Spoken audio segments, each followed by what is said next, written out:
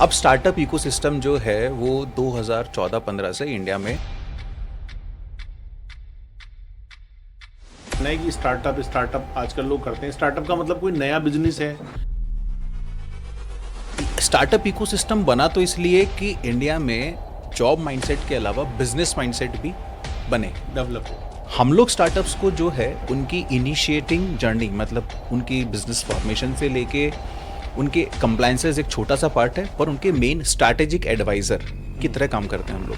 आज हर कोई जो आदमी बिजनेस स्टार्ट कर रहा है या कर चुका है वो अपने बिजनेस को एक समय पे स्टार्टअप बोल सकता है। सर, स्टार्टअप कोई नया बिजनेस या नया इन्वेंशन नहीं है। ऐसा तो नहीं है कि टेक को ऐड करना है स्टार्टअप होता है किसी बिजनेस में। नहीं, कोई मतलब नहीं है। ऐसा नहीं है कि आप टेक लाओगे तो ही स्टार्टअप होगा।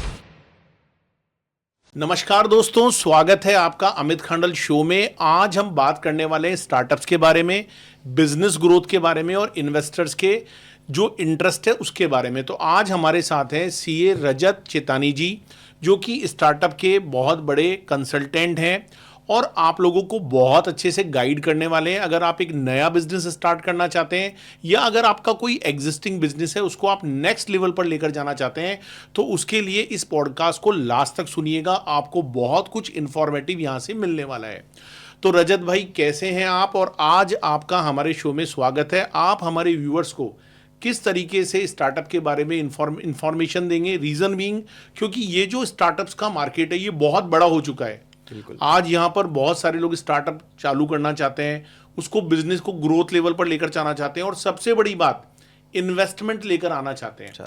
तो आप मुझे बताइए कि ये जो इकोसिस्टम है इसमें आप कैसे लोगों को गाइड करते हैं, स्टार्टअप के बारे में उनकी जर्नी को कैसे आगे लेकर जाते हैं, तो ये थोड़ा सा हमारे व्यूअर्स को बताइए। थैंक यू अमित भाई, सबसे पहले मुझे शो पे इनवाइट करने के लिए। अब स्टार्टअप इकोसिस्टम जो है वो 2014-15 से इंडिया में बहुत बूम पे चल रहा है। गवर्नमेंट की कुछ इनिशिएटिव प्रोग्राम्स चलते हैं, स्टार्टअप इंडिया प्रोग्राम है, और इसके अलावा फंडिंग रिलेटेड भी गवर्नमेंट ने खूब सारे प्रोग्राम्स लॉन्च कर रखे हैं। ये सेंट्रल गवर्नमेंट की मैं बात कर रहा हूँ। फिर स्टेट गवर्नमेंट्स के खुद के इनिशिएटिव्स और प्रोग्राम्स होते हैं, जैसे आई स्टार्ट है राजस्थान के अंदर। तो स्टार्टअप इकोसिस्टम बना तो इसलिए कि इंडिया में जॉब माइंडसेट के अलावा बिजनेस माइंडसेट भी बने, डेवलप हो, राइट, एंटरप्रेन्योरियल माइंडसेट आए। ओके। एंड बिजनेस जो कोई लोगों की प्रॉब्लम सॉल्व कर रहा हो, या तो नए तरीके से प्रॉब्लम सॉल्व कर रहा हो या कोई नई प्रॉब्लम सॉल्व कर रहा हो, वो हर कोई बिजनेस स्टार्टअप है। आज लेट्स से ये बॉटल है अपने पास पानी की, ये बॉटल की एक प्रॉब्लम है कि ये रिसाइकिल कब होगी, कैसे होगी, कुछ नहीं पता। किसी एक ब्रांड ने आया और ब्रांड ने बोला कि मैं इसको एक नए पैकेजिंग में दे सकता हूँ जो कि बायोडिग्रेडेबल होगी। लेट्स से बायोडिग्रेडेबल हुई, वो एक नया सॉल्यूशन हो गया, एनवायरमेंट फ्रेंडली सॉल्यूशन हो गया। तो ये हर तरह के बिजनेस स्टार्टअप्स में है। हम लोग स्टार्टअप्स को जो है उनकी इनिशिएटिंग जर्नी, मतलब उनकी बिजनेस फॉर्मेशन से लेके उनके कंप्लायंसेस एक छोटा सा पार्ट है, पर उनके मेन स्ट्रैटेजिक एडवाइजर की तरह काम करते हैं हम लोग। इस स्टार्टअप का मतलब क्या होता है? बेसिकली व्यूअर्स को पहले ही जानना है कि स्टार्टअप आजकल लोग करते हैं। स्टार्टअप का मतलब कोई नया बिजनेस है या कोई नया इन्वेंशन है? क्या होता है स्टार्टअप? सर, स्टार्टअप कोई नया बिजनेस या नया इन्वेंशन नहीं है। आज हर कोई जो आदमी बिजनेस स्टार्ट कर रहा है या कर चुका है वो अपने बिजनेस को एक समय पे स्टार्टअप बोल सकता है। अच्छा, अगर वो उसको नेक्स्ट लेवल पर लेकर जाना चाहता है तो भी वो स्टार्टअप है। राइट। बस स्टार्टअप में जो गवर्नमेंट की डेफिनेशन है उसके अंदर कहीं ना कहीं इनोवेशन की जरूरत होती है। अच्छा। इनोवेशन या तो प्रोडक्ट में हो, या सर्विस में हो, या आपके प्रोसेस में हो। एग्जाम्पल से मैं समझाता हूँ, बहुत और क्लियर हो जाएगा। रेस्टोरेंट्स आज तक थे, सारे खाना दे रहे थे, आज भी हैं। पहले भी थे। रेस्टोरेंट्स भी कुछ होम डिलीवरीज दे रहे थे, पर बहुत सारे रेस्टोरेंट्स के पास ये सर्विसेज नहीं थी कि वो होम डिलीवरी करवा पाएं या दूर दूर तक करवा पाएं। एक कंपनी आई, स्विगी और जोमैटो। इन दोनों कंपनीज ने क्या किया, इन रेस्टोरेंट्स को कंज्यूमर से कनेक्ट करने के लिए एक डिलीवरी चैनल बीच में स्टैब्लिश कर दिया। खाना भी नहीं बना रहे, राइट, केवल वो point to point delivery service दे रहे हैं, जो कि कई सारे रेस्टोरेंट्स वैसे भी डायरेक्टली दे रहे थे, पहले भी दे रहे थे, पर इतना बड़ा नेटवर्क नहीं था। तो यहाँ पे उन्होंने एक प्रोसेस में इम्प्रोवाइजेशन किया, इनोवेशन किया कि कस्टमर को फूड चॉइस से लेके फूड डिलीवरी तक घर बैठे बैठे मिल जाए। ये स्टार्टअप हो गया। राइट। तो हर कोई चीज जिसमें आप छोटा सा इनोवेशन कर सकते हो ना, वो एक स्टार्टअप की। अच्छा, स्टार्टअप का मतलब रजत भाई ऐसा तो नहीं है कि टेक को ऐड करना है स्टार्टअप होता है किसी बिजनेस में? नहीं, कोई मतलब नहीं है। ऐसा नहीं है कि आप टेक लाओगे तो ही स्टार्टअप होगा। जैसे मैंने आपको एक एग्जांपल अभी बॉटल का दिया, बायोडिग्रेडेबल पैकेजिंग के अंदर अगर आपने पानी देना शुरू कर दिया, कोई टेक्नोलॉजी नहीं है, कोई आईटी नहीं है, राइट? आपने केवल ये बेस मटेरियल चेंज कर दिया, इसको प्लास्टिक से लेट्स से आपने बैम्बू में कन्वर्ट कर दिया, या आपने कोई ऐसे प्रोडक्ट फॉर्म में कन्वर्ट कर दिया कि ये कहीं भी जाए लैंडफिल नहीं बनाए, राइट राइट? ये स्टार्टअप है सर, ओके राइट? आपने वेस्ट मैनेजमेंट पे काम शुरू किया। वेस्ट मैनेजमेंट के अंदर जरूरी नहीं आपको बड़ी बड़ी मशीन्स लगा कुछ के नयापन कुछ नयापन, वो डेफिनेशन वाइज स्टार्टअप है। बट मेरे हिसाब से हर कोई बिजनेस जो आज स्टार्ट कर रहा है बंदा और फर्स्ट टाइम एंटरप्रेन्योर है, वो अपने बिजनेस को स्टार्टअप बोल सकता है। तो किसी की अगर मान लो पुरानी दुकान है, पुराना बिजनेस है, दादा परदादा के जमाने से, अब उनका बेटा आया है बिजनेस के अंदर और वो उसमें कुछ नया करना चाह रहा है, तो it is also called startup. It is also startup, right. Example से ले सकते हैं अपन कि खूब सारे हर शहर के अंदर मिठाई वाले एस्टैब्लिश ब्रांड्स हैं, मतलब हल्दीराम, बीकाजी जो हम पॉपुलर जानते हैं, इसके अलावा भी बहुत सारे हैं। बहुत सारे हैं। और वो चाह रहे हैं कि हमारे कस्टमर्स को हम स्टोर एक्सपेंशन, और वो जो है वो तो हमारी पिछली पीढ़ी ने कर लिया। अब हम जो है इसको थोड़ा डिजिटल लेके जाना चाहते हैं। हम चाहते हैं कि हमारे जो लॉयल कस्टमर बेस है वो अगर आज जयपुर से रावत की कचौरी लेके जाना चाहता है तो वो रात को ऑर्डर करे, सुबह उसको एयरपोर्ट पे मिल जाए। ये एक स्टार्टअप हो, इनोवेशन हो गया, राइट। तो रजत भाई, आपको क्या लगता है कि जो मैक्सिमम स्टार्टअप्स होते हैं वो आइडिया की वजह से फेल होते हैं, या फाइनेंशियल जो अपनी कंप्लाइंस होती है या जो डिसीजंस होते हैं उनकी गलती की वजह से फेल होते हैं? क्या रीज़न होता है फेल होने के पीछे, बहुत बड़ा reason? Sir, startup fail idea से कभी नहीं होते। अगर आइडिया खराब है तो आपका स्टार्टअप पिकअप ही नहीं करेगा, राइट? अगर आप कोई ऐसी प्रॉब्लम एड्रेस करने निकले हो जो एग्जिस्ट ही नहीं करती या जिसके सोल्यूशन चाहिए ही नहीं, किसको, तो स्टार्टअप पिकअप ही नहीं करेगा। मैं फेल कैटेगरी में उन स्टार्टअप्स को पकड़ता हूँ जिन्होंने पिकअप किया बट फिर फेल कर गए। अच्छा, एग्जाम्पल्स हैं हमारे अगर पास। पकड़ा ही गलत तो वो तो चढ़ेगा ही चीज़ नहीं, अलग हो गई। हाँ, वो पतंग ही नहीं ऊपर जाएगी आपकी, हाँ, राइट?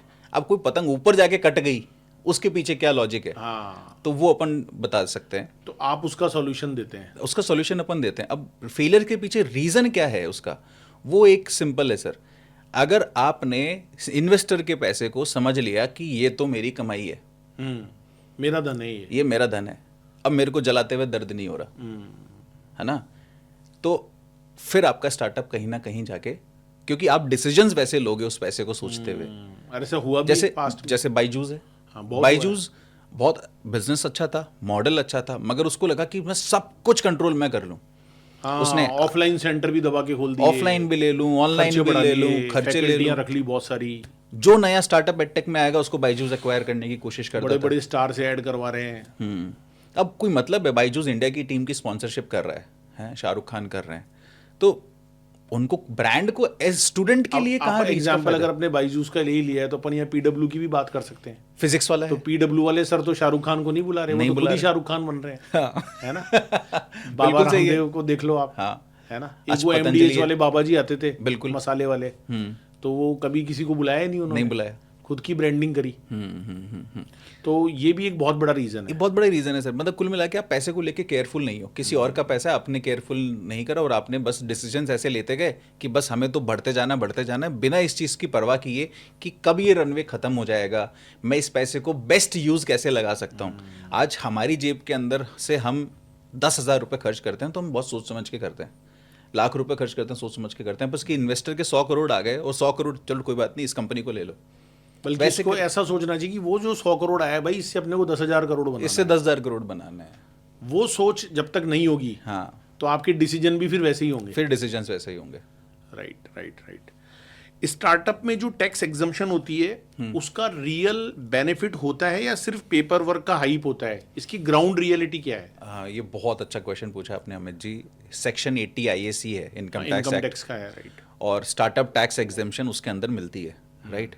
इतना सबको पता है, सबको ये लगता है कि स्टार्टअप इंडिया का रिकॉग्निशन हमने ले लिया तो हमें टैक्स एग्जेम्पशन भी मिल जाएगा। अच्छा, वो जो सर्टिफिकेट मिलता है, वो जो सर्टिफिकेट मिलता है कि वो कुछ नहीं है, वो कुछ नहीं है सर। वो सर्टिफिकेट आज इंडिया में 2 लाख से ज़्यादा स्टार्टअप्स के पास है, पर टैक्स एग्जेम्पशन जो है मुश्किल से 5,000 स्टार्टअप्स के पास है। ऐसा क्यों? क्योंकि सर रिकॉग्निशन के बाद आपकी एक एप्लीकेशन अलग से आपको लगानी पड़ती है, वो अलग से प्रोसेस होती है, तब जाके आपको इनकम टैक्स अथॉरिटीज को देनी पड़ती है, राइट? वो इनकम टैक्स अथॉरिटीज के नहीं सर, इंटर मिनिस्टीरियल बोर्ड बैठता है। स्टार्टअप इंडिया के अंडर में इंटर मिनिस्टीरियल बोर्ड है जिसमें 3 मिनिस्ट्रीज के सेक्रेटरीज बैठते हैं। तो यहाँ पर मतलब एक बहुत इंपॉर्टेंट बात ये समझने की कि अगर अपन ने स्टार्टअप रजिस्ट्रेशन करा लिया है तो इट डजंट मीन कि हमको एग्जम्पशन मिलना स्टार्ट हो जाएगी। यस यस यस, ये गलती बहुत लोग कर रहे हैं। हाँ, ये सब लोगों को गलतफहमी है। मेरे पास बहुत सारे केसेस ऐसे आते हैं जो बोलते हैं सर हमारे पास ये तो है, आप तो एग्जाम्शन लगा दो। अरे भाई, एग्जाम्शन लगाने के लिए आपके पास सर्टिफिकेट जो चाहिए वो होना चाहिए। वो उससे आगे का प्रोसेस तो है। दोनों में डिफरेंस ये है कि जो रिकॉग्निशन वाला है उसको सर्टिफिकेट ऑफ रिकॉग्निशन बोलते हैं, और जो TATIAC वाला है उसको बोलते हैं सर्टिफिकेट ऑफ एलिजिबिलिटी, कि वो आपका बाद में मिलेगा। वो अलग से अप्लाई करने से मिलेगा। अच्छा। और वो सक्सेस रेट उसकी 2% है सर, कि वो मिलेगा ही, कि 2 लाख स्टार्टअप्स में आज 4 से 5 हज़ार स्टार्टअप्स के पास क्योंकि उसकी जो कंडीशंस हैं जो उनकी, हाँ, वो फुलफिल करो। फुलफिल करो। दूसरी चीज़, पूरा का पूरा टैक्स एग्जेम्पशन नहीं होता सर। इनकम टैक्स बोलता है कि सेक्शन 80 IAC में मैं 0 कर दूंगा आपकी टैक्स रेट, राइट। बट आप और मैं दोनों सी हैं, और हम दोनों जानते हैं कि इनकम टैक्स रेट 0 हो जाए पर मैट और AMT वो जीरो थोड़ी होता है। वो दोनों 0 नहीं होते। तो मिनिमम ऑल्टरनेट टैक्स हो या ऑल्टरनेट मिनिमम टैक्स हो, मतलब प्राइवेट लिमिटेड हो या LLP हो, हाँ, राइट। आपको अगर बुक्स में प्रॉफिट हो रहा है तो आपको कुछ ना कुछ टैक्स एज ए मैट पे करना पड़ेगा। बट फायदा ये है कि जो आपने मैट में टैक्स पे किया है वो आगे उसका क्रेडिट यूज कर सकेगा। मतलब 3 साल जब टैक्स एग्जेम्पशन है तब तक आप उसको यूज करते एग्जाम्पशन इसमें ओनली 3 साल का ही है। फर्स्ट 10 ईयर्स में से आप कोई भी 3 साल कंटिन्यूस ले सकते हो। कंटिन्यूस है, पसंद की नहीं है। पसंद के नहीं है। आपने जो 3 साल फर्स्ट ईयर चूज कर लिया वो कंटिन्यू आगे 2 साल भी आपको चूज करना पड़ेगा। अब इसमें एक एग्जाम्पल है बहुत अच्छा मेरे पास। हमारे वन ऑफ द क्लाइंट्स हैं जिनका एनुअल प्रॉफिटेबिलिटी 10 करोड़ रुपए के आसपास थी। उनका स्टार्टअप टैक्स एग्जेम्पशन आया। टैक्स एग्जेम्पशन आने से क्या हुआ सर, जो टैक्स रेट 26% पड़ती है उनकी प्राइवेट लिमिटेड कंपनी में, यानी 2 करोड़ 60 लाख रुपए मिनिमम टैक्सेस जाते, उसकी जगह उनका टैक्स जा रहा है 1 करोड़ 80 लाख। अच्छा। तो कम से कम 80 लाख रुपए तो टैक्स के उस साल बचा रहे हैं वो। मतलब 18% और 26% का गैप वो तो उस समय बचा रहे हैं। और जो 1 करोड़ 60 लाख रुपए वो हर साल जमा कर रहे हैं, राइट। वो चौथे साल से मैट क्रेडिट की तरह काम आएगा। हाँ, तो वो बाद में मिलने लग गया ना। 5वें 6ठे 7वें साल भी उनकी टैक्स रेट 18% से ऊपर नहीं जाएगी। तो रजत भाई, ये क्रेडिट कब तक मिलेगा उसको? सर ये इंडेफिनिट पीरियड का क्रेडिट है। तो ये तो बहुत बड़ी चीज है, बहुत बड़ी कि अगर आप दे भी रहे हो तो भाई घबराने की बात नहीं है, आगे एडजस्ट होगा। हाँ, पर बहुत सारे CAs आज इंडिया में भी ये गलती करते हैं जो बोलते हैं टैक्स एग्जेम्पशन का मतलब 0 टैक्स लगेगा। सर 0 नहीं लगेगा। जब आप उसकी प्रैक्टिकलिटी वर्कआउट करोगे, समझाना पड़ेगा सामने वाले को समझाना पड़ेगा आपको इस बात को। तो आप कुछ ऐसे कंडीशंस 2-4 जो आप एक समराइज फॉर्म में बता सकते हैं कि ऐसी क्या कंडीशंस होती है जो 4-5 हज़ार लोग ही उसमें एलिजिबल हैं? सर लोग एलिजिबिलिटी से ज़्यादा मैं बोलूँगा इनएलिजिबिलिटी की वजह से बाहर होते हैं। अच्छा। राइट, आपने बिजनेस का इनोवेशन वगैरह कहीं ना कहीं प्रूव किया है तो आपको रिकॉग्निशन मिल गया। अब जो इंटर मिनिस्ट्रियल बोर्ड है ना, वो आपके बिजनेस को डीप एनालिसिस करता है बेसिकली 3 पैरामीटर्स पे मैं बोलूँगा।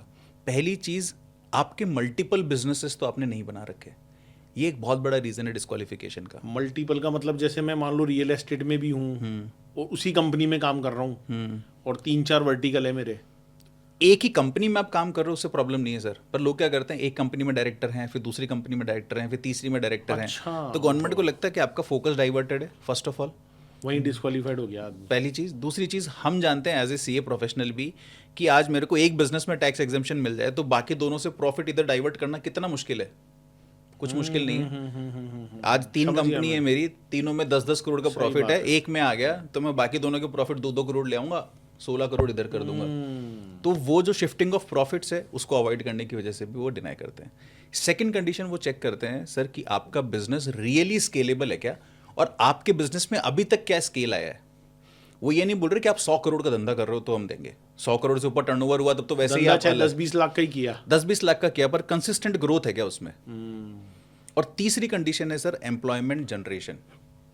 वो सबसे बड़ा मोटिव है। हाँ, आपका बिजनेस रोजगार कितना पैदा कर रहा है, कितने लोगों को नौकरी दे रहे हो। और अब तो उसका डिक्लेरेशन, सर्टिफिकेशन, सारी चीज लेने लगे कि पहले फिर भी थोड़ा सा इजी होगा। पहले थोड़ा सा इजी था, अब तो ये कर दिया कि आप ऑडिटर सर्टिफाइड लेके आओ, आप अपने PF के ESI के रिटर्न से प्रूफ करो कि आपके पास इतनी एम्प्लॉय स्ट्रेंथ है, आप अपनी कंपनी के फाइनेंशियल्स में उतने एम्प्लॉयज दिख रहे हो, वो उससे जस्टिफाई करो। मतलब और एक डिक्लेरेशन और लेंगे आपसे कि कल के दिन आपने कुछ गलती करी यहाँ पे तो हम आपसे वापस रिकवरी करेंगे। तो हम वापस रिकवरी कर लेंगे। बिल्कुल बिल्कुल बिल्कुल।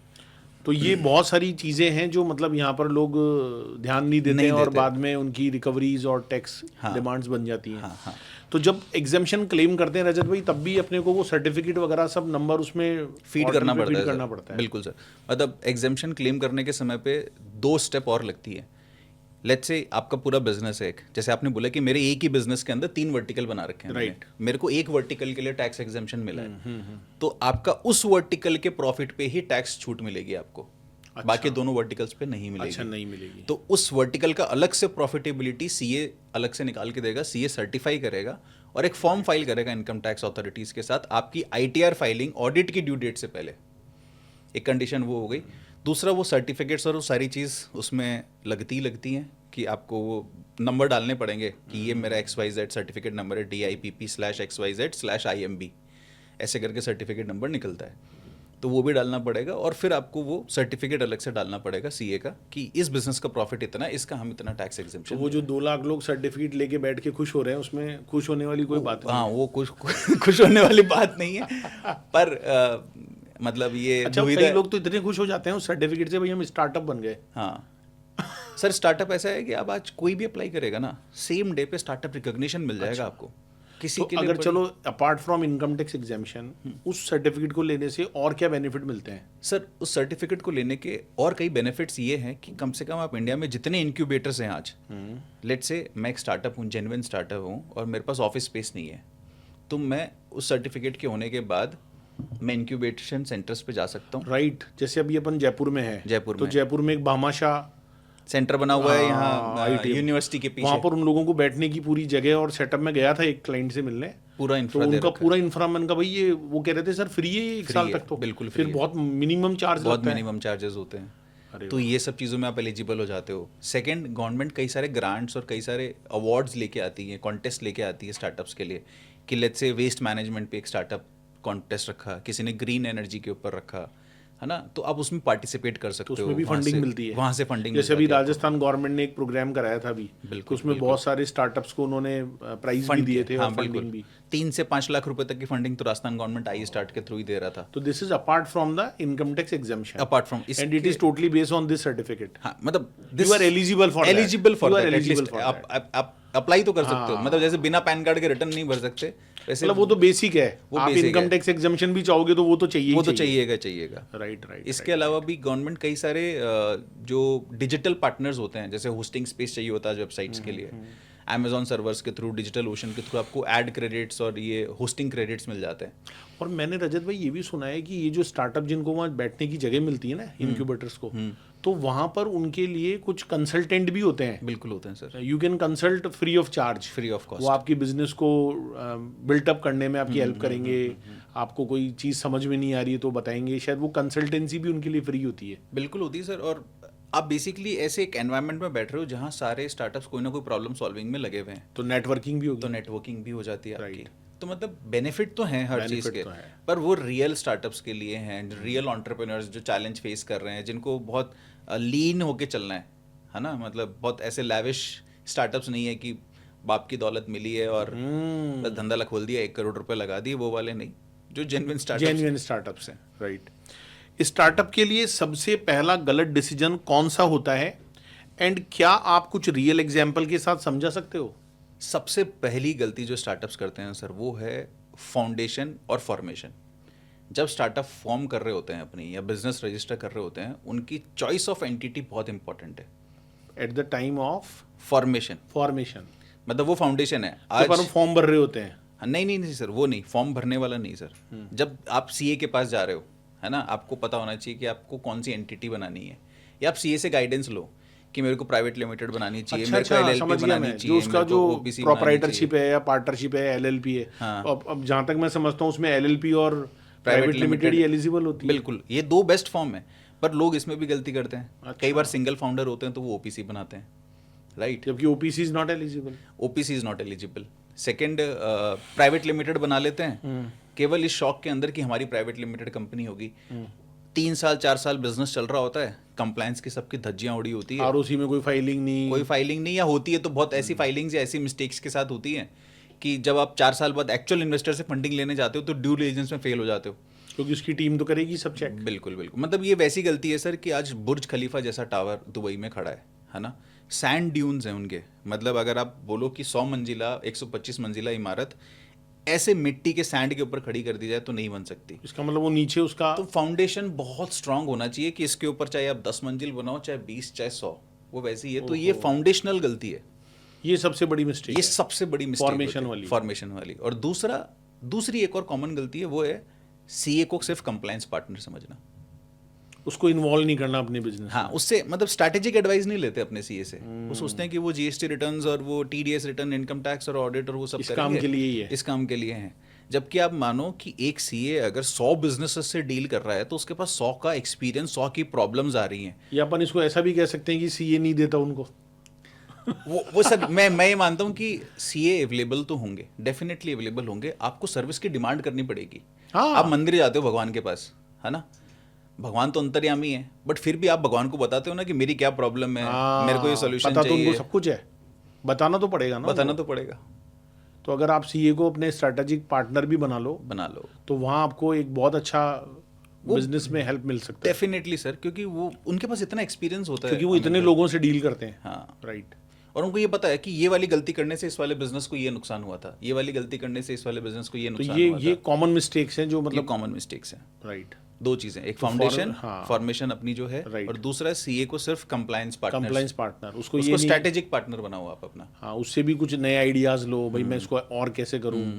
एक सीए के पास इतना बड़ा नेटवर्क होता है, आप कोई स्टार्टअप को अगर मार्केटिंग करनी है अपने प्रोडक्ट की, लेट्स से, तो आपने अपने कुछ क्लाइंट्स को इस तरह से किया है, मतलब एडवाइस? सर हम डेफिनेटली, हमारे पास जितने भी क्लाइंट्स हैं हम सबको क्रॉस लिंकेजेस में भी हेल्प करते हैं, उनकी नेटवर्किंग बनाने में भी हेल्प करते हैं, उनको सही फाउंडेशन स्टैब्लिश करते हैं उनके लिए।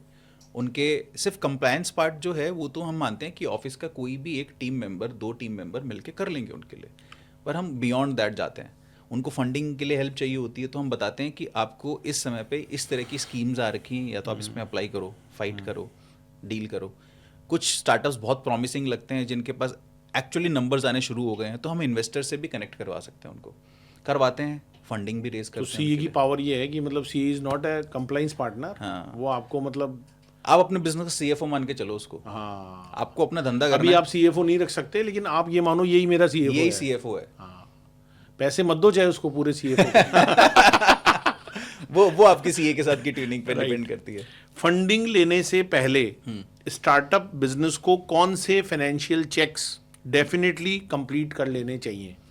बिल्कुल, बहुत अच्छा क्वेश्चन है अमित जी। इस वाले क्वेश्चन को मैं कुछ इस तरह से बोलूँगा कि ना सिर्फ स्टार्टअप्स को बल्कि हर बिजनेस को फंडिंग लेने से पहले, आज गवर्नमेंट लोन फंडिंग के लिए सब लोग भाग रहे होते हैं, कोई इन्वेस्टर फंडिंग के लिए भाग रहा है, कोई ग्रांट के लिए भाग रहा है, पर आप एसेस करो, सबसे पहली रिक्वायरमेंट होती है कि मेरे को फंडिंग चाहिए क्यों।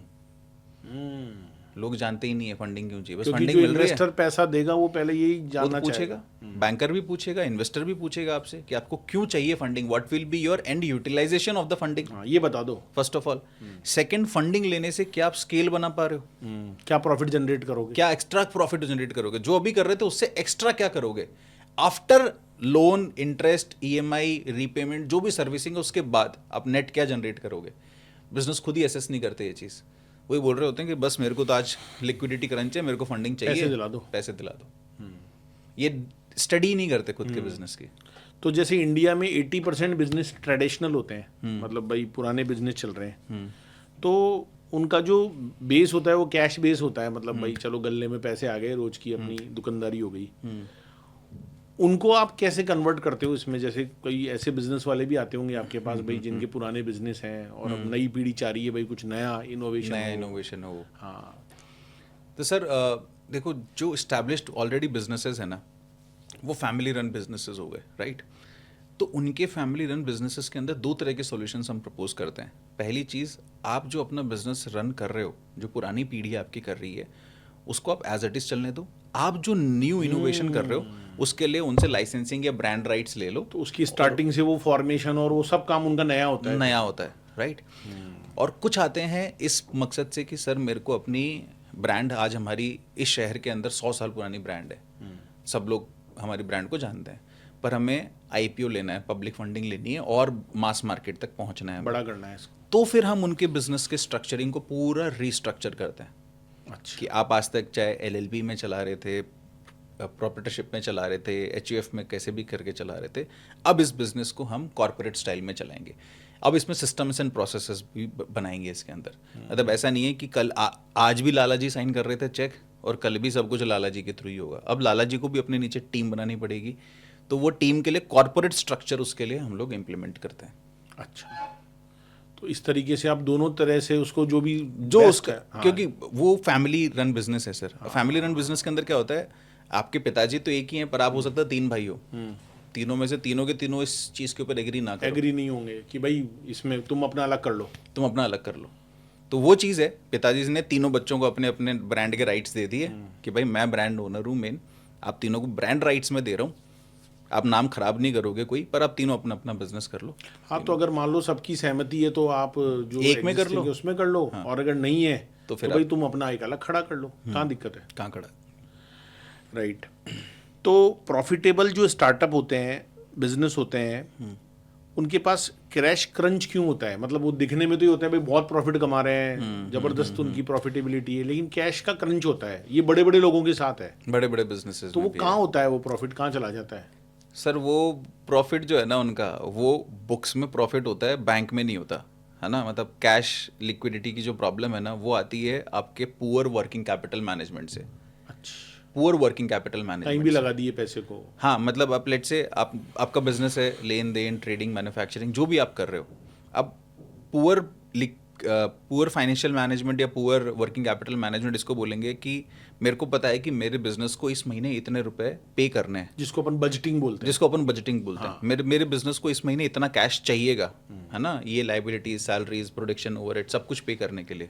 बट मेरे रिसीवेबल्स मैंने डीले कर दिए, मेरे क्लाइंट्स पैसा नहीं दे रहे, मैंने उनके साथ एक ऐसी अंडरस्टैंडिंग नहीं बना रखी कि जिसके अंदर उनको इंसेंटिव मिले मेरे को जल्दी पे करने का, जिसको अपन कैश डिस्काउंट बोलते हैं सर। बहुत सारे बिजनेसेस फॉलो या करते हैं पैसे को कहीं इन्वेस्टमेंट में डाल दिया, या पैसे को, ये जो मिस यूटिलाइजेशन ऑफ फंड्स है, वो तो कितना भी मैनेजमेंट कर लो आप, वो फंसोगे आप। जैसे भाई साल भर की फीस आई, मान लो स्कूल की, इस फीस से एक जमीन ले लेते हैं, फिर इसके दाम बढ़ जाएंगे। हाँ अब पता चला कि आगे टीचर को सैलरी भी देनी है, हाँ, ये पैसा तो जमीन में लग गया, बिल्कुल तो बिल्कुल, जमीन के दाम बढ़ नहीं रहे या फिर या लिक्विड नहीं हो पा रहे, लिक्विड नहीं हो पा रहा। हाँ, तो ये भी एक बहुत ये भी बड़ा एक रीजन प्रॉब्लम है। आप पैसे को डाइवर्ट कर दोगे अगर अपने बिजनेस से, तो वो तो आप मान के चलो कि आपने नींव रख दी है खुद ही, मतलब खुद ही नींव खोद दी आपने कि अब ये जल्दी बंद बिल्डिंग होने गिरेगी। की। हाँ बिल्डिंग गिरेगी। हाँ, राइट।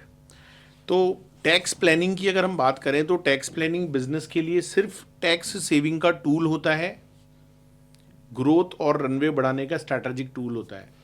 सर टैक्स प्लानिंग, मैं ये मानता हूँ कि जितना टैक्स आप बचाओगे उतना पैसा आपके पास धंधे में खुद बचेगा। तो सिर्फ टैक्स प्लानिंग टैक्स बचाने का टूल नहीं है। अब हो सकता है कि आपको अपनी फंडिंग की ज़रूरत और 3 महीने लेट पड़े। लेट्स से आज आपके पास 60 लाख रुपए हैं, महीने का 10 लाख रुपए आपका खर्चा है, तो आपका 6 महीने का रनवे है, राइट। बट यहीं आपके पास 30 लाख रुपए अपने टैक्सेस में बचा लिए, ठीक है। तो आपके पास 6 महीने से रनवे बढ़ के 9 महीने का हो गया, राइट। तो अब आपको थोड़ा सा प्रेशर कम फील होगा। तो टैक्स प्लानिंग इज मतलब नॉट जस्ट टैक्स सेविंग का tool, it is also a very good tool for increasing your runway, है ना। तो आपके पास ऐसे बहुत लोग आते होंगे जिनके पास स्टार्टअप रजिस्ट्रेशन है, लेकिन ATIC वाली एग्जाम्पशन उनको नहीं मिल पा रही। नहीं मिल पा रही। तो फिर आप उनको कैसे दिलाते हो वो एग्जाम्पशन?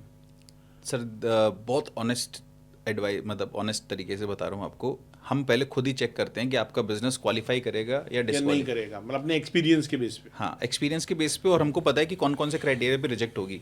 जो एप्लीकेशन रिजेक्ट होने वाली है हम उसको खुद पहले ही मना कर कि देते भाई हैं, तेरा नहीं होगा। तेरा नहीं होगा। और तुम अगर अप्लाई भी करोगे ना कहीं से, तो वो रिजेक्शन में ही आएगा। हाँ, तुम चाहे करके देख लो, तुम उसमें करके देख लो, क्योंकि मार्केट में बहुत सारे लोग बैठे हैं जो अच्छे खासे पैसे लेते हैं और बोलते हैं कि हम दिला देंगे। हाँ, बोलते हैं वो पैसे उनके तो एडवांस Even वो ये लेते भी हैं। कहते हैं कि हम तो आपको गवर्नमेंट से भी पैसा दिला देंगे, हाँ हाँ हाँ, आपकी वहाँ मीटिंग करा देंगे, इतना परसेंट हमको दे देना। बहुत बहुत कमिटमेंट करने वाली कंपनीज है, मैं नाम नहीं लूंगा यहाँ पे अपने पॉडकास्ट पे। तो बहुत सारे लोग ऐसे आते हैं कि सर इवन इंस्टा रील्स भी आती हैं इसकी। हाँ हाँ, अब तो एड्स भी रन कर रहे हैं लोग, एड्स भी रन कर रहे हैं, क्योंकि लोगों को पता है कि ये तो मतलब ये झांसी वो में वाली बात है रजत भाई, जैसे किसी की भाई जमीन में टावर लगाना है वो फ्रॉड बहुत चला। तो भाई टावर लगाने की कंपनी भी आएगी, मिट्टी का सर्वे भी होगा, जमीन किस एरिया में है, एग्रीमेंट्स भी बनेंगे, सब कुछ होगा, और फिर एक एडवांस लिया जाएगा। हाँ, बस वो एडवांस लिया जाएगा, फिर उसके बाद फोन उठना बंद हो जाएंगे, फिर बंद हो जाएगा। तो ये उस तरह की चीजें हैं। उस तरह की चीज़ें हैं। हम लोग इसलिए मना कर देते हैं सर, क्योंकि हमारा मॉडल बहुत सिंपल है। हम बोल रहे हैं कि आप हमारे पास आए एक काम के लिए हो, राइट, पर ना तो हमें बैड रेपुटेशन चाहिए और ना हमें बैड रिलेशन चाहिए आपके साथ आगे। तो आपका बिजनेस एलिजिबल है तो हम अप्लाई करेंगे। दूसरा रीज़न ये है कि हम अपनी फ़ी को 50-50 रखते हैं, 50% पहले, 50% सक्सेस के बाद। तो हम क्यों अपना मार्जिन या उससे अपनी ये भी cost पता की- लग जाता है ना कौन सीरियस है कौन नहीं है। हाँ, अगर हाँ। अपन फीस नहीं लेंगे तो उसको तो भी कोई वैसे भी मतलब मतलब नहीं नहीं है। है। तो और- जो सीरियस होगा वही आएगा अपने पास। बिल्कुल बिल्कुल। राइट। और ये भी रहना कि आपको सक्सेस मिलेगी तो ही मेरी 50% और आएगी। हाँ, तो हम सामने ऐसे वाले फेलियर वाले पर डालेंगे फेलियर क्यों? वाले पे भी क्यों डालेंगे? क्यों डालेंगे हाथ? राइट। आज के जो फाउंडर्स होते हैं कंप्लाइंस से इतना दूर क्यों जाते हैं? सर कंप्लायंस एक्चुअली देखो तो है भी बहुत ज़्यादा इंडिया में। आज आप अगर इंटरनेशनल काम कर रहे हो, कोई भी एक फॉरेन कंपनी है जिसने इंडिया में बिजनेस सेटअप कर रखा है, अमेरिकन बहुत सारी कंपनीज हैं जिन्होंने इंडिया में बेस बना रखा है अपना, उनके लिए आप सही में पूछो तो यूएस के टैक्स लॉज और इंडिया के टैक्स लॉज बहुत डिफरेंट है। राइट, उनको प्रॉब्लम आती है। मैं ऐसे बिजनेसेस के साथ रेगुलर डील करता हूँ तो मुझे पता वहाँ आती है प्रॉब्लम यूएस में? है। तो यूएस वालों को इंडिया वाले कॉन्सेप्ट समझ में नहीं आते। उनको लगता है ये क्या डबल टैक्सेशन है। प्राइवेट लिमिटेड कंपनी हाँ, अगर वो बना अपने ली, एंगल से सोचते हैं उसको। हाँ, तो बोले कि पहले प्राइवेट लिमिटेड में टैक्स दे दिया हमने, अब वहां से पैसा निकालेंगे प्रॉफिट का तो फिर डिविडेंड के रूप में टैक्स देंगे हम। ये डबल क्यों हो रहा है? ये डबल का टैक्सेशन हो रहा है। फिर उनको ये बोलो कि सर आपकी सोसाइटी है कोई, लेट्स से कोई बहुत सारे एनआरआईज इंडिया में रहते हैं, उनकी कोई सोसाइटी है, वेलफेयर सोसाइटी है ना, रेजिडेंट वेलफेयर सोसाइटी, अब वहाँ प्रॉफिट्स बच गए, वहाँ प्रॉफिट्स बच गए तो बोलते हैं कि यार इस प्रॉफिट पे भी टैक्स लगेगा। बोले तो हमारा ही पैसा है, हमने सोसाइटी को दिया है, बोले इस पर भी टैक्स देना पड़ेगा हमें। वहाँ एक डिफिकल्टी आती है गाइड। हाँ, तो उनको प्रॉब्लम महसूस होती है। अब ऐसे ही हमने कई सारे इंटरनेशनल बिजनेसेस को भी हेल्प किया है जो इंडिया में बेस्ड था, जिनका प्राइवेट लिमिटेड थी पहले। मतलब आपको रियल लाइफ एग्जांपल दे रहा हूँ। तो उनको प्रॉब्लम ये हो रही थी कि यार हर साल इंडिया में ट्रांसफ़र प्राइसिंग के हिसाब से प्रॉफिट तो दिखा रहे हैं हम, है ना, अब उस प्रॉफिट पे हम टैक्स भी दे रहे हैं। 30-40-50 लाख रुपए हमारा साल का टैक्सेस में जा रहा है इंडिया में। जा रहा है। पर हम वो पैसा फिर विड्रॉ करते हैं तो आप फिर बोल रहे हो डिविडेंड टैक्सेस लगेगा।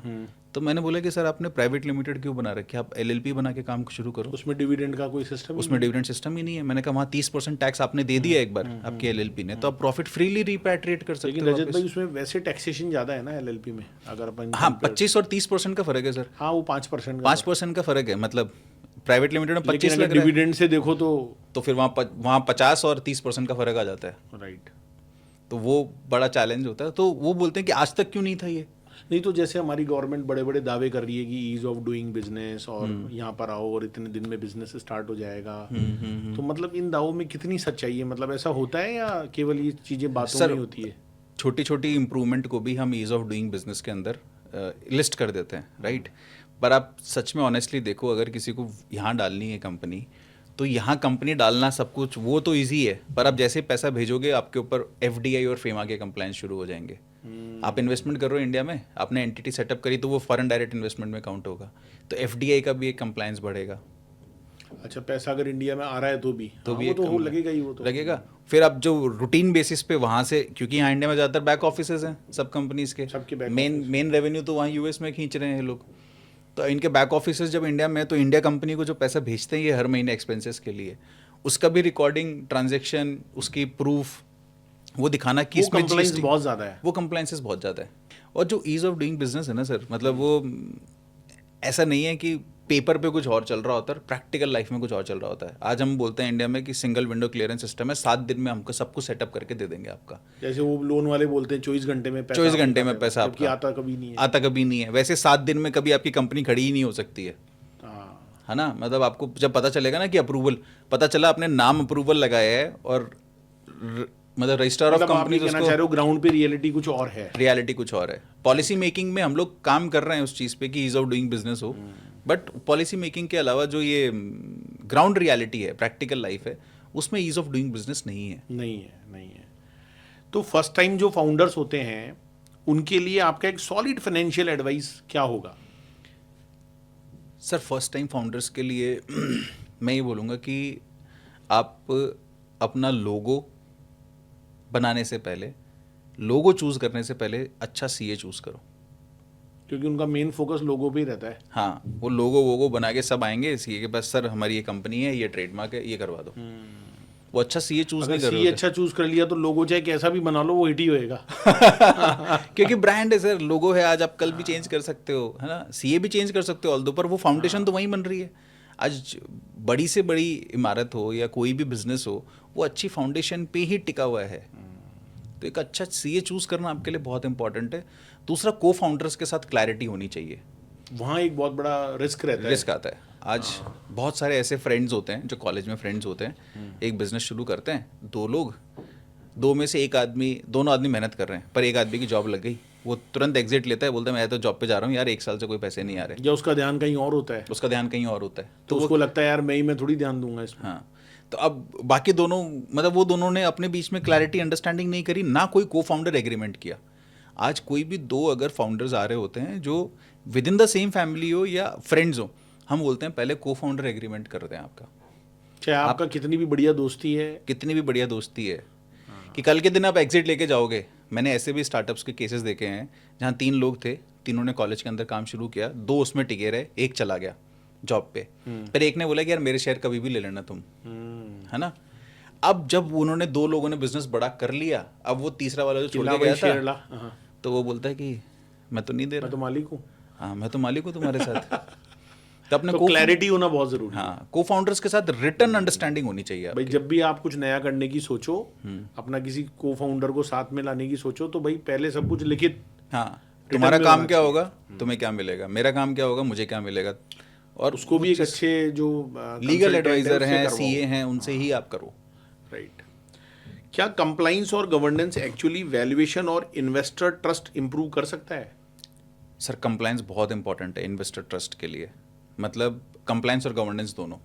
गवर्नेंस को अभी तक पहले मैं गवर्नेंस थोड़ा सा क्लैरिफाई करता हूँ। क्या होता है गवर्नेंस? गवर्नेंस होता है सर कि आप कंपनी को किस मोड से चला रहे हो, किस ऑब्जेक्टिव से चला रहे हो, क्या वो कंपनी के वही ऑब्जेक्टिव हैं जो आपने सारी दुनिया को बता रखे हैं, या आपके कुछ हिडन ऑब्जेक्टिव्स हैं? हाँ, लिखा कुछ और है और कर कुछ और रहे हैं। कर कुछ और रहे हो, या आपके मन में कुछ और चल रहा है, तो वो धीरे धीरे प्रैक्टिसेस में भी दिखने लग जाता है।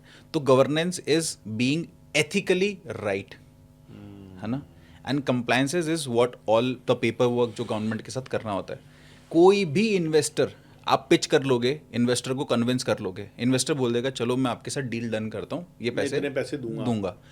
पर अब इन्वेस्टर अपॉइंट करेगा एक इंडिपेंडेंट सीए को ड्यू डिलीजेंस के भाई लिए, चेक कर इसका, चेक कर अब सब, अब वहाँ निकल रही है कमियां, वहाँ कमियां निकल रही हैं। तो आपने जो इतनी मेहनत करी, 3 महीने 6 महीने लगाए, इन्वेस्ट कर रखे, INC 20 फाइल नहीं है, मतलब ये तो बहुत बेसिक लेवल पे बता रहे हो आप। मैं मतलब और डीपर लेवल पे भी देखोगे ना, अब तो ऐसे हैं कि कई लोगों ने जैसे बोल रखे हैं कि हमारे इंडिया में 10 जगह हमारी प्रेजेंस है।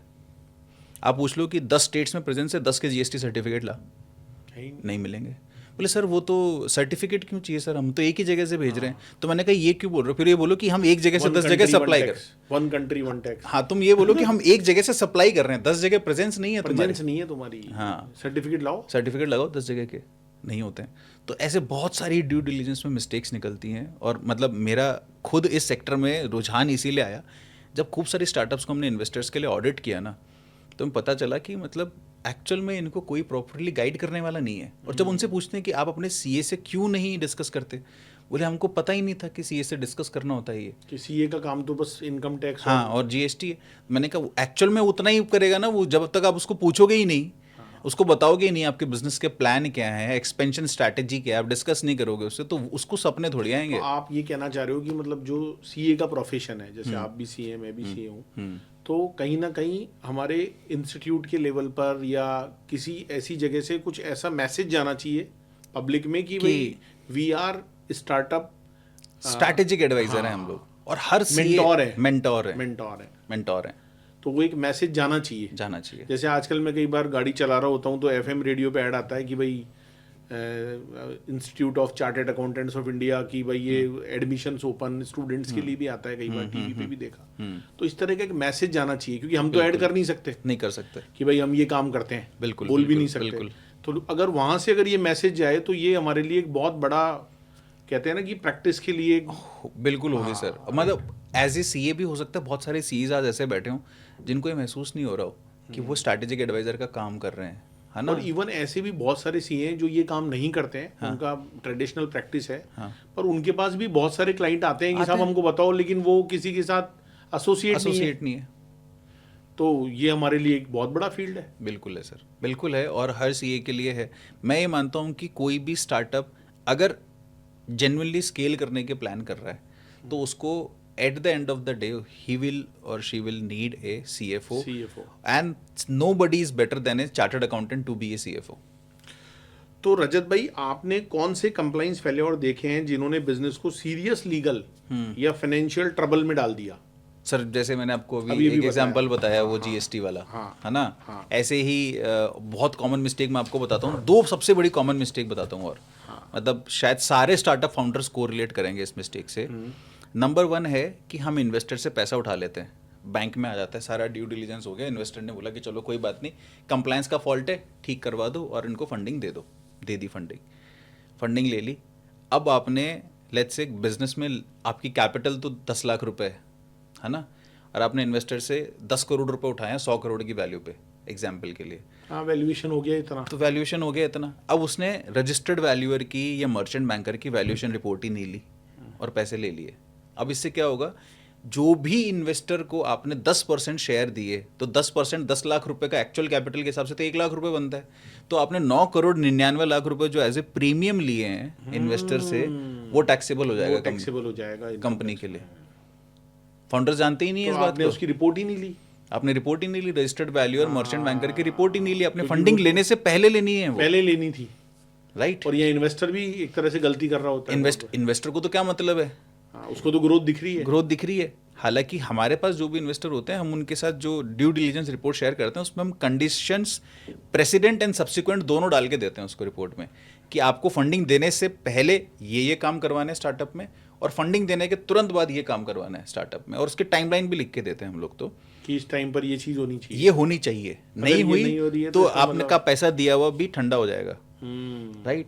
सेकंड बड़ी गलती होती है, इन्वेस्टर से पैसे ले लिए, पैसा यूज कर लिया बिना अलॉटमेंट किए। अब आप जानते हो कंपनीज एक्ट में कितनी बड़ी पेनल्टी है इस चीज़ की। बिना अलॉटमेंट किए, राइट। बिना अलॉटमेंट किए अगर आपने किसी से पैसा लिया है और आपने उसको अलॉटमेंट नहीं दिया, तो आप तब तक उस पैसे को टच नहीं कर सकते आप। नहीं कर सकते। पर फाउंडर्स को तो लग रहा होता है कि अपना ही है, अपना ही, अब तो इन्वेस्टर के साथ तो टर्म शीट तो साइन हो ही गई। अरे टर्म शीट आपके और इन्वेस्टर के बीच की चीज़ है, उसको गवर्नमेंट को किसी को नहीं पता उसको, और आप गवर्नमेंट को दे भी दोगे तो गवर्नमेंट बोलेगी हमारे साथ फाइलिंग करते हैं ना सारी चीज़ की। Right right. तो ये एक बड़ी मिस्टेक है, इस मिस्टेक की वजह से पेनल्टीज आती हैं, कई लाखों करोड़ों रुपए में पेनल्टीज स्टार्टअप्स को भरनी पड़ती है। मतलब इन्वेस्टर को लगता है कि ये पैसा मैंने दिया और ये खराब हो गया, ये खराब हो गया, राइट।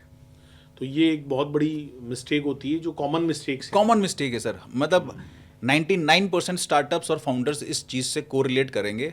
अब जब ये बात सुनेंगे ना मेरी, तब वो समझ जाएंगे कि हाँ ये गलती हमसे हुई है, या हम करने वाले थे, हम लास्ट मिनट में बच गए। ये लाइन मतलब कहीं ना कहीं उनको टच करेगी, ये टच यार करेगी। हुई थी यार, ये हुई थी।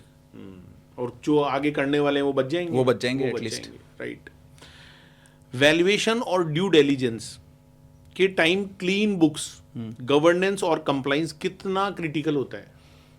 सर बहुत सारी डील्स जो है ना, मतलब जब आप वैल्यूएशन डिस्कस कर रहे होते हो किसी इन्वेस्टर के साथ, है ना, तो आप अपने बिजनेस का पिच डेक और बिजनेस के प्रोडक्ट सर्विस उसको पूरा शोकेस करते हो, अच्छे से करते हो, एक वैल्यूएशन पे पहुंच गए। लेट्स से आपका ड्यू डिलीजेंस करवा रहा है अब इन्वेस्टर, उसको पता चला कि ये XYZ फॉल्ट्स है, या तो डील कॉल ऑफ हो जाएगी, या इन्वेस्टर बोलेगा कि अब मेरे को डिस्काउंट चाहिए भाई वैल्यू पे, तुमने तो खुद ने कचरा कर रखा है, अब मैं खुद का एक बढ़िया सीए तुम्हें अपॉइंट करके देता हूँ, मैं निकलवाता हूँ इसका वैल्यूएशन, अब मैं निकलवाऊंगा वैल्यूएशन। पर वैल्यूएशन उतना नहीं होगा जितना हम पहले डिस्कस कर रजत रहे भाई, थे। ये वैल्यूएशन का भी गेम बहुत बड़ा है मार्केट में, है सर, बिल्कुल है ना? बिल्कुल है। बहुत सारे लोग कहते हैं हमारी बिजनेस का वैल्यूएशन करा दो, हमारी कंपनी का वैल्यूएशन करा दो। ये चीज़ इसकी तो भी है, दुकान खुली हुई है बहुत, है ना? मतलब हम बोलते हैं कि वैल्यूएशन वो चीज़ है जिसमें सामने वाले को वैल्यू परसीव हो रही है कि आपका बिजनेस आज इतने रुपए का है, और इसका कोई फिक्स एंड इसका फॉर्मूला कोई नहीं फिक्स है। फॉर्मूला नहीं है, हाँ, है ना?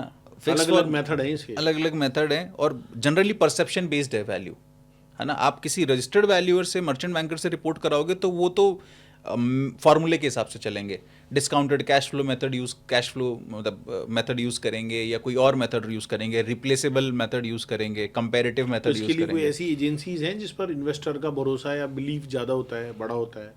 सर मतलब मेरे ख्याल से जो भी रजिस्टर्ड वैल्यूअर्स हैं या मर्चेंट बैंकर्स हैं, उनकी वैल्यूएशन रिपोर्ट पे भरोसा होता है। पर कभी भी जो बैकडोर वैल्यूएशन होती है ना, जहाँ इन्वेस्टर और फाउंडर दोनों नेगोशिएट कर रहे होते हैं वैल्यू पे, जैसे हमने शार्क टैंक पे देखा शार्क टैंक पे देखा है ना, तो वहाँ वहाँ उनकी पे अपनी टीम होती है। वो नहीं सर, वो वैल्यूएशन जो पेपर पे होती है ना, वो वैल्यूएशन तो होती है कंप्लायंस का पार्ट, ठीक वो तो बाद में होगी।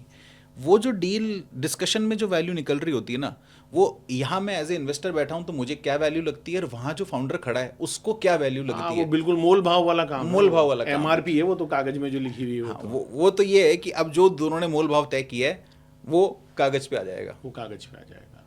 Right right right. फंडिंग के लिए अप्रोच करने से पहले बिजनेस को कौन सी प्रिपरेशन करनी चाहिए ताकि अननेसेसरी डिल्यूशन ना हो? डाइल्यूशन ना हो, बिल्कुल सही बात है सर।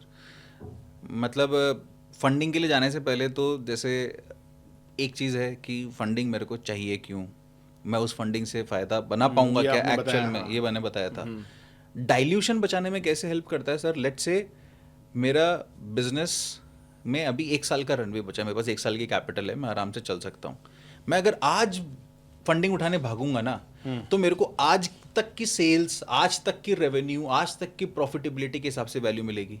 यही मेरे को पता है कि मेरे पास 1 साल तक का रनवे है। मैं 6 महीने बाद अगर जाता हूँ इन्वेस्टर के पास, तो मेरे पास 6 महीने के और सेल्स नंबर, ग्रोथ, प्रॉफिटेबिलिटी सारी ऐड होके दिखेगी। राइट। तो मेरे को बेटर वैल्यू मिलेगी 6 महीने बाद जाने से। ये क्लैरिटी बहुत ज़रूरी है कि आप 6 महीने डेफर कर लो। 6 महीने डेफर कर लो, ये क्लैरिटी बहुत ज़रूरी है। और ऐसे ही एग्जाम्पल है हमारे, वन ऑफ द क्लाइंट्स हैं हमारे, वो पहले वैल्यूएशन मतलब उठाने के लिए, फंडिंग उठाने के लिए भाग रहे थे।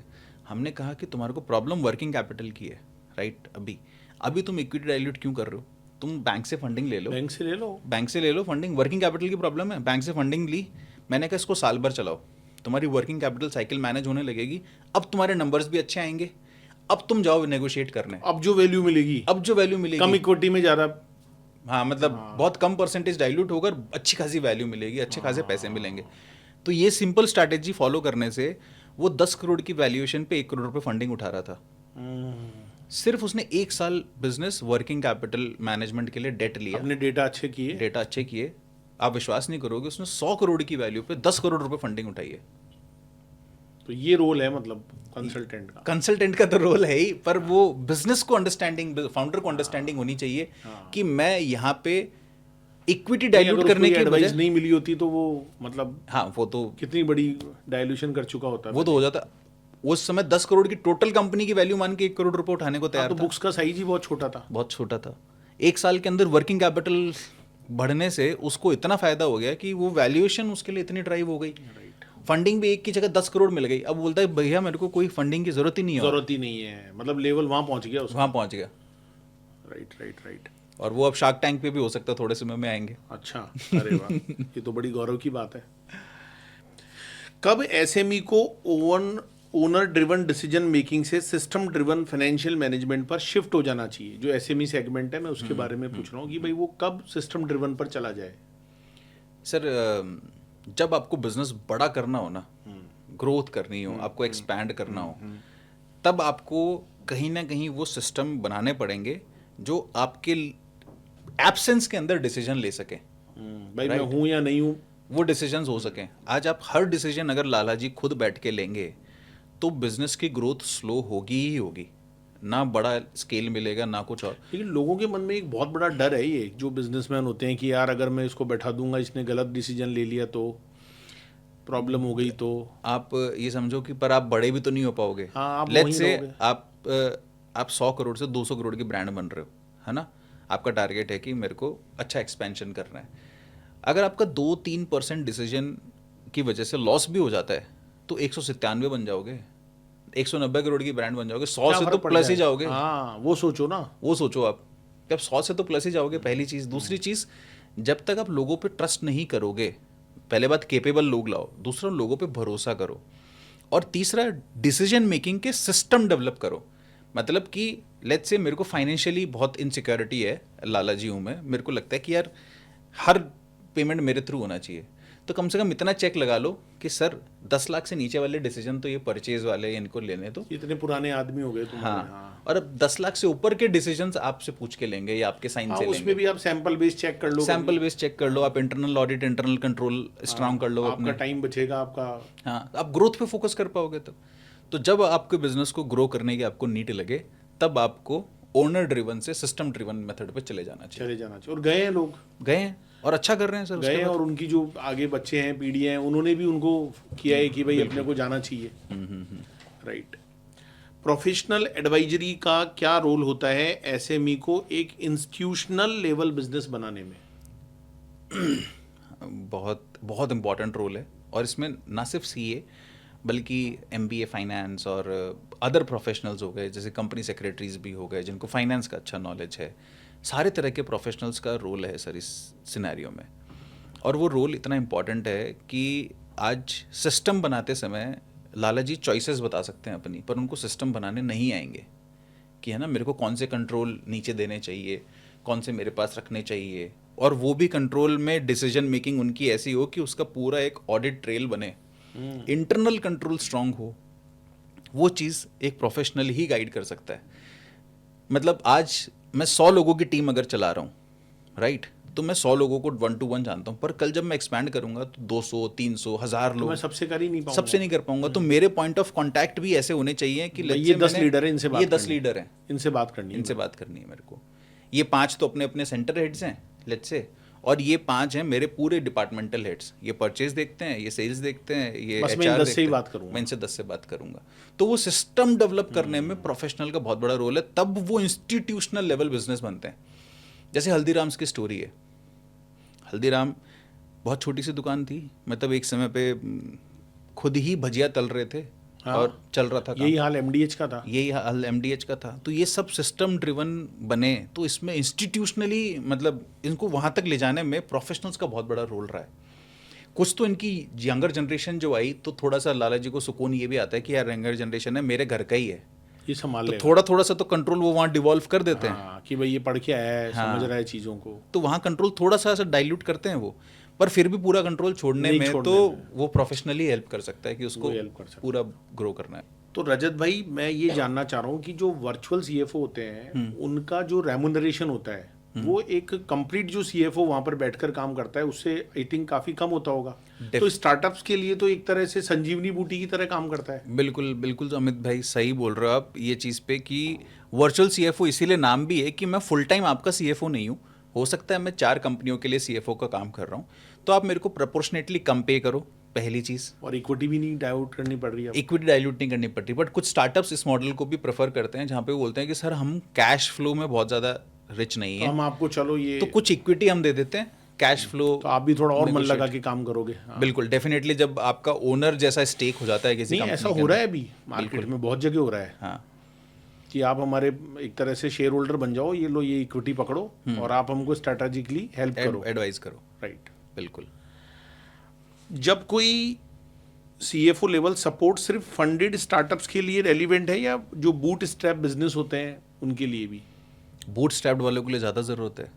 उनके लिए ज़्यादा ज़रूरत क्यों है? सर फंडिंग वाले जो स्टार्टअप जिनको फंडिंग मिल गई है, वो तो फंडिंग के हाई पे चल रहे होते हैं, तो वो तो फुल टाइम भी बैठा लेंगे वहाँ। वो तो फुल टाइम भी बैठा लेंगे। और फुल टाइम बैठाने के अलावा भी उनको तो वो हाई होता है कि हमने चाहे सीएफओ के साथ अचीव कराओ चाहे बिना अचीव कराओ, अब हम पैसे की कोई पैसे कमी आ नहीं गए, है, पैसे की कोई कमी नहीं है। बूट स्ट्रैप्ड को इसलिए ज़रूरी होता है कि उसको बूट स्ट्रैप्ड वो जो है वो स्टे करने के लिए उसके पास फाइनेंसेस के मींस लिमिटेड होते हैं, लिमिटेड होते हैं, तो वहाँ उसके लिए एक बहुत बड़ी वहाँ उसके लिए importance है। बहुत इंपॉर्टेंट हो जाता है virtual CFO as a board पे होना उसके पास। तो आजकल ऐसा होता है क्या? मतलब मैं पूछना चाह रहा हूँ भाई, जैसे लिंक्डइन पर लोग अपनी वो लगाते हैं भाई मैं बायो में तो उसमें ऐसा लिखते हैं वर्चुअल सीएफओ? डेफिनेटली बहुत सारे प्रोफेशनल्स लिखते हैं सर। कुछ अलग अलग टर्मिनोलॉजीज के साथ भी लिखते हैं, कोई स्टार्टअप मेंटोर की तरह लिखते हैं अपने आप को, कोई वर्चुअल बड़ा सीएफओ फैंसी वर्ड है लेकिन ये वर्चुअल सीएफओ हाँ है बहुत फैंसी वर्ड, और काम का भी है। काम का भी है। काम का क्या कोई ऐसा मोमेंट था जब आपको लगा कि स्टार्टअप को सर्विसेज से ज़्यादा एजुकेशन चाहिए? सर बिल्कुल था, इसी वजह से मैं कंटेंट क्रिएशन थोड़ा करने लगा, क्योंकि जब मैंने देखा ना कि सारी चीज़ें कांड होने के बाद आती है हमारे पास। हम ड्यू डिलिजेंस कर रहे हैं तो कांड हो चुका है, हम कंप्लायंस में देख रहे हैं तो कांड हो चुका है पहले ही, अकाउंटिंग यानी मतलब पोस्टमार्टम। वो लास्ट में जब कैंसर बन गया तब आप आ रहे हो भाई, तब आप फोर्थ आ रहे हो। स्टेज पर हूँ मैं। हाँ। तो अब मेरे को ये सॉल्यूशन समझ में नहीं आ रहा था कि हम कैसे वहाँ तक पहुँचे कि लोगों को गलती करने से कैसे रोकें। इसीलिए आपने एजुकेशन भाई लोगों तो को फिर ज्ञान हमने दो। कंटेंट क्रिएशन शुरू किया इसके अराउंड कि आपको ये बेसिक चीज़ें हैं, कम से कम इतनी तो गलती मत करो, इतने अनभिज्ञ मत रहो, कॉलेज के अंदर टैक्स नहीं पढ़ाया जाता, आप टेक पढ़ रहे हो, साइंस पढ़ रहे हो, सब कुछ पढ़ रहे हो। फाइनेंस प्रोफेशनल जो एमबीए फाइनेंस कर रहे हैं उनको भी टैक्सेस के बारे में ढंग से जानकारी नहीं दी होती, जाती, उनको होती नहीं है। राइट। तो हम कहाँ से एक्सपेक्ट करेंगे जिनको टैक्स नहीं पता आज की डेट के अंदर इंडिया में, इतने हाई लेवल पर प्रोफेशनल्स बैठे हैं, उनको खुद को टैक्स की नॉलेज नहीं है, क्योंकि हमारे बहुत बड़ा एक्सपेंडिचर है, वो एजुकेशन सिस्टम में नहीं डाला। एक इंसान की वेतन का लगभग 3 से 4 महीने की सैलरी तो गवर्नमेंट ले जाती है, अच्छी वेतन कमाने वाले की। तो जो टैक्स कितना, हाँ, उसका कितना बड़ा मतलब एक तरह से रोल प्ले है, पर उसको एजुकेशन सिस्टम का पार्ट ही नहीं बना रखा, मेन कोर एजुकेशन सिस्टम का पार्ट ही नहीं बना रखा। मेरे को लगता है टैक्स की पढ़ाई तो स्कूल से शुरू कर देनी चाहिए, ना सिर्फ सीएस तक लिमिटेड नहीं, कम से कम बेसिक टैक्स नॉलेज तो बताओ भाई, डीटी आईडीटी क्या होता है, टैक्स क्या होता है, क्या होता है, तक कम से कम इंसान को पता रहेगा टैक्स ये चीज होती है। तो फिर वो बचाने टैक्स की बात कर रहे हैं, मैं कह रहा हूँ स्कूल में 7th 8th 9th के बच्चे को कॉमर्स ही नहीं पता। हाँ, कॉमर्स ही नहीं पता। हाँ, क्योंकि जैसे साइंस होती है, इंग्लिश होती है, कॉमर्स का कुछ पता ही नहीं। कॉमर्स इसलिए लेते हैं भाई, साइंस ले नहीं सकते। मेरी आर्ट्स लेनी नहीं है, आर्ट्स लेनी नहीं है तो भाई बचा क्या, यही दे दो। बिल्कुल सही बोल रहा हूँ। मतलब बेसिकली जो फाइनेंशियल लिटरेसी है इंडिया के अंदर वो बहुत पुअर है, क्योंकि मेन स्ट्रीम एजुकेशन का पार्ट नहीं है फाइनेंस। ऐसा कोई एग्जांपल है आपके पास इसका? मैं एग्जांपल देता हूँ आपको कि मतलब कई बार मेरे पास ऐसे कॉल्स आते हैं, अब हम यूट्यूब पे हैं, हम लिंक्डइन पे हैं, तो बहुत सारे लोग प्रोफेशनली रीच आउट करते हैं, तो बोलते हैं कि सर मेरा फॉर्म 16 तो ऑलरेडी फिल्ड है, तो कंपनी ने आईटीआर लगा दिया है, मेरा टीडीएस भी काट लिया है, मैं आईटीआर क्यों भरूं? जबकि आईटीआर उसका फिल ही नहीं हुआ। जबकि आईटीआर फिल नहीं है। अब लोगों को ये नहीं पता कि फॉर्म 16 अलग है और आईटीआर अलग है। वो तो एक तरह से इन्फॉर्मेशन है जो एम्प्लॉयर, वो इन्फॉर्मेशन है। और मैंने कहा सर क्या इसके अलावा और कोई इनकम नहीं है आपकी? आज आपका पैकेज 60-70 लाख रुपए है। अच्छा, ऐसे लोग भी जो 60-70 लाख, हाँ, 60-70 लाख पैकेज वाले लोग भी फॉर्म 16 को रिटर्न मान के, हाँ, बोले मैंने तो भरी नहीं आज तक। मैंने कहा सर अभी तक नहीं भरी और अभी तक कुछ नहीं आया आपके पास, ये बड़े नसीब की बात है। वो तो इनकम टैक्स 8 साल तक देगा। और मैंने कहा इनकम टैक्स सिंस आपकी लिमिट तो 50 लाख से ऊपर वाली है, तो इनकम टैक्स आपके केस तो लंबे समय तक खोल सकता है। तो फिर लोगों को मतलब इतनी जानकारी नहीं है। ये प्रॉब्लम है, मतलब प्रॉब्लम है, राइट। क्या कोई आपको डिजिटल कंटेंट का क्या इम्पैक्ट आपने देखा क्लाइंट्स, प्रोफेशनल्स या कॉमन टैक्स पेयर्स पर, जब आप कंटेंट बनाते हो, आपके कंटेंट मार्केट में जाते हैं इंस्टा रील के थ्रू, तो उसका क्या इफेक्ट लगा आपको? कुछ बदलाव आया? कुछ हद तक बदलाव महसूस होने लगा अमित भाई कि कुछ तो लोग पहले से प्री एजुकेटेड आते हैं, राइट। उन्होंने कहीं ना कहीं मेरा वो कंटेंट देखा होता है। लोग देखते हैं इन सब चीज़ों को, स्क्रॉल करके देखते हैं। मतलब अपन कहते हैं रोल अपना टाइम खराब कर रहे हैं, बहुत सारे लोग नहीं देखते हैं वो सब फालतू की रील, वो फाइनेंस का कंटेंट भी देखते हैं अगर बिजनेस कर रहे हैं तो। बिल्कुल। अब जैसे मैं मेनली इंस्टाग्राम पे नहीं हूँ, मैं यूट्यूब पे हूँ, क्योंकि मैं सर्च बेस्ड कंटेंट ज़्यादा बनाता हूँ। जो बिजनेस की प्रॉब्लम है अगर वो सर्च करेगा ना यूट्यूब के ऊपर, आज इनकम टैक्स पे थोड़ा सीरियस व्यूअर यूट्यूब पर ज़्यादा है, सीरियस व्यूअर यूट्यूब पे, और जो जल्दी हाँ, जिसको एंटरटेनमेंट चाहिए या एडुटेनमेंट चाहिए वो नहीं है, राइट। वो अलग चीज़ हो गई। तो जो आदमी सर्च करेगा, आज इनकम टैक्स पे सर्च करेगा, स्टार्टअप पे सर्च करेगा, कोई नोटिस पे सर्च करेगा, वो कहीं ना कहीं अच्छे कंटेंट क्रिएटर्स के कंटेंट पे यूट्यूब पे लैंड करेगा। मतलब मेरी 60% ऑडियंस जो है वो सर्च बेस्ड है, राइट। अब उससे फ़ायदा क्या होता है कि वो ऑलरेडी उस चीज़ को लेके एजुकेटेड होता है। मेरे को सेकेंड बेनिफिट भी और होता है उस पर, मैं आपको बताता हूँ पर्सनली, कि जब कोई क्लाइंट आते हैं, कई बार मेरे से क्लाइंट्स कुछ क्वेश्चंस पूछते हैं, सर मैं यही क्यों बनाऊँ? जैसे HUF, सर मैं टैक्स प्लानिंग करना चाहता हूँ, HUF कैसे? मैंने बोला आप HUF बना के कुछ चीज़ें ऐसे अपन प्लान करते हैं। बोले सर HUF क्या होता है? पता ही नहीं है, फिर पता ही नहीं है। तो मैं पूरा चीज़ 15 मिनट वापस समझाऊँ उसको, उसकी बजाय मैं HUF के 2 वीडियो का लिंक भेज देता हूँ। मैं भैया पहले ये देख लो, पहले ये देख लो, फिर जो डाउट बचे वो लिख लेना। तो डाउट बचता ही नहीं है, मुश्किल से एक डाउट बचता है कि सर मेरा कैसे बनेगा, और उसकी जो क्लैरिटी है वो बहुत अच्छी हो जाती है, और अपन एक ही एक बात को बोलते रहे। हाँ, और दूसरी चीज़ मिसकम्युनिकेशन भी अवॉइड हो जाता है, क्योंकि जब मैंने पब्लिक प्लेटफॉर्म पे कोई चीज़ बोली है तो मैं बहुत चेक करके समझ कर बोल रहा हूँ, कोई पॉइंट छोड़ा नहीं है, और कोई छूटा है आप पूछ लो, पर मैंने जितनी बात बोली आपने उसको देख के डिसीजन लिया है, वो भी इजी हो गया, कम्युनिकेशन फास्ट हो गया, मिसकम्युनिकेशन अवॉइड हो गया, और वो क्लैरिटी के साथ आगे बढ़ सकता है। बेनिफिट दिखता है उसका, बिल्कुल दिखता है सर। तो रजत भाई अपन एक रैपिड फायर राउंड कर लेते हैं, बिल्कुल कर लेते हैं। One mistake every startup should avoid? Sir scaling before defining your structure. मतलब स्ट्रक्चर तो सही बनाया नहीं और आप सिर्फ स्केल पे दिमाग लगा रहे हो। Focusing on profit rather than cash flow. Okay, ये 2 बड़ी मिस्टेक्स मैं मानता हूँ। Right. One financial habit founders must build? Monthly MIS देखना। आज बहुत सारे फाउंडर्स ऐसे मिलते हैं मेरे को जिनको अपने बिजनेस के प्रॉफिटेबिलिटी प्रोडक्ट लेवल पे नहीं पता क्या बिजनेस कर रहे हैं, क्या बिजनेस कर रहे हैं। डेटा नहीं है उनके सामने। डेटा नहीं है उनके पास वो इन्फॉर्मेशन सिस्टम या वो रिपोर्ट नहीं है कि आज मैं छांटना चाहूँ कि मेरे टॉप 5 प्रॉफिटेबल प्रोडक्ट्स कौन से हैं, मेरे टॉप 5 प्रॉफिटेबल कस्टमर कौन से हैं, मेरी कौन सी कस्टमर कहते मेरे। हैं ना, एक समझदार बिजनेसमैन कहता है मुझे लॉस से डर नहीं लगता, लेकिन लॉस कितना हो रहा है वो मुझे पता होना चाहिए। हाँ हाँ हाँ, बिल्कुल बिल्कुल, ये सही बात है। One tax myth startup believe. तो सबको लगता है कि टैक्स प्लानिंग जो है ना वो हमारे प्रॉफिट आएगा उसके बाद हम प्लान करेंगे। ये एक बहुत बड़ी मिथ है। टैक्स प्लानिंग स्टार्ट हो जाती है आपकी एंटिटी फॉर्मेशन के फाउंडेशन से। वहीं से हो जाती है। वहीं से हमारे पास start आते हैं लास्ट में, भाई इतना प्रॉफिट दिखा दो। हाँ वो तो मतलब वो चीज़ होगी ना कि पोस्टमार्टम पे आ रहे हो आप। हाँ। आप किसी मरीज को बचाना है तो पोस्टमार्टम पे थोड़ी बचाओगे आप तो उसको तब बचाओगे जब बीमारी, पहली चीज तब बचा सकते हो जब बचा बीमारी भी ना लेंगे लगे। तो वो मजा नहीं आएगा। हाँ। जो एक कंप्लाइंस का जो होना चाहिए ना, वो हाँ, नहीं आएगा। वो मजा नहीं आएगा क्योंकि आजकल कंप्लाइंस ही इतने, कंप्लायंस इतना टीडीएस डिडक्ट नहीं हुआ प्रॉपर, आप फालतू खर्चे डाल रहे हो, कैसे होगा वो सब। कैसे होगा। Right. One line for young founders. Young founders के लिए एक सिंपल एडवाइस है, वन लाइन। आप पैशन से अपना बिजनेस स्टार्ट कर सकते हो, राइट। सही स्ट्रक्चर से आप उस बिजनेस को एक स्वरूप दे सकते हो, है ना। पर अगर आपको स्केल करना है तो आपको राइट एडवाइस एंड एग्जीक्यूशन, ये दोनों चाहिएगा आपको।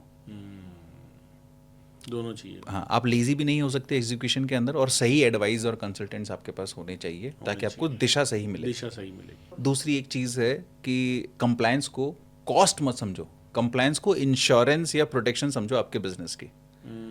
अगर आप सही कंप्लायंस कर रहे हो, मैंने एक बहुत अच्छी एक प्रोफेशनल लाइन पढ़ी थी किसी प्रोफेशनल के सीईओ के बाहर, ऑफिस के बाहर, कि if you think compliance is costly, try non compliance. Oh wow. आप एक बार नॉन कंप्लायंस करके देखो, आपको समझ में आ जाएगा कि कंप्लायंस की कॉस्ट रीजनेबल है, हाँ, ये वही बात है भाई, करोड़ों का बंगलो बना रहे हो और आपने उसका नक्शा डिजाइन, या आपने सीमेंट अच्छी नहीं करी, या आपने फाउंडेशन सही नहीं डाली, बेकार हो गए, बेकार हो जाएंगे। 1-2 लाख की फीस के पीछे सब कुछ खराब कर लिया आपने। राइट। तो रजत भाई, अगर आज आपको एक लाइन में कहना हो बिजनेस को सक्सेसफुल बनाने का क्या रियल फॉर्मूला है, तो वो आप हमारे व्यूअर्स को क्या बताना चाहेंगे? बिजनेस को सक्सेसफुल बनाने के लिए आपको पैशन, कंपैशन, मैनेजमेंट, को फाउंडर या स्ट्रैटेजिक एडवाइजर्स का सपोर्ट, ये सब कुछ ज़रूरी रहेगा। जैसे आपके बिजनेस के लिए कस्टमर ज़रूरी है ना, कि रेवेन्यू कस्टमर से आएगा, वैसे ही आपके कस्टमर को सर्विस देने के लिए या प्रोडक्ट देने के लिए हो सकता है आपका पीछे वेंडर भी बैठा हो। तो आपके बिजनेस के सारे स्टेक होल्डर्स को आपको साथ में लेके चलना है, और सबके गाइडेंस के साथ अगर आप काम करोगे तो आप प्रॉफिटेबल और सक्सेसफुल दोनों ज़रूर बनोगे आप। बहुत बढ़िया। तो आज रजत भाई के साथ हमने पॉडकास्ट किया।